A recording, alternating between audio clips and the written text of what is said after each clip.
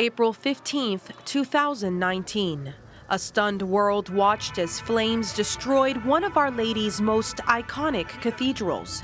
Though the pictures showed a raging ball of fire, no one was killed. Investigators believe the fire was sparked by either a cigarette or a short in the electrical system. To the relief of many, French President Emmanuel Macron immediately vowed to rebuild the Gothic masterpiece. Because I was born in Paris like my husband, we have childhood memories from this place, so it was hard. It was like seeing all the history of our ancestors that built it being shattered.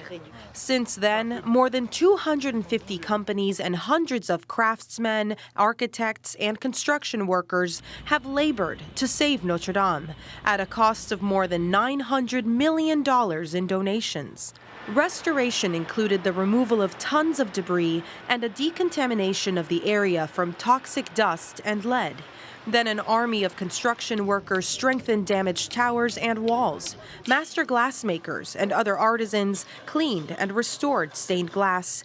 And in a nod to modern safety technology, a new fire prevention system has been installed. Today, visitors to Paris flock to the cathedral to check on the renovation and to see an exhibit explaining the intricate processes used to restore the cathedral to its medieval glory. We've been walking around looking at the exhibition of the restoration and the attention to the detail of the medieval construction and where they get the timbers and the specific medieval construction techniques they've used to restore it. One of the biggest moments of the renovation happened in February of this year, when scaffolding on the cathedral's new spire was removed, providing a clear view of the golden rooster and cross at its top.